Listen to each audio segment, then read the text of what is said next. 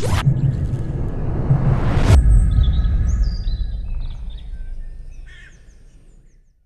I'm Gene Ellison with Shakespeare Fishing. We're here to talk with you today about putting together a checklist of the 10 items that you need to have a successful day of fishing. The first thing on my checklist is a fishing license. Don't ever leave home without your fishing license. In addition, a great tackle bag that'll have your pliers in there and your tools for cutting during the day. That tackle bag helps me carry the baits that I need based on what's today's environment, as well as what time of year it is, what colors that I need. I make sure that I bring a bottle of water so that I stay hydrated when I'm on the water. I also bring sunscreen to protect me from the sun, as well as sunglasses to protect my eyes from glare, and a hat that will keep the sun off my face.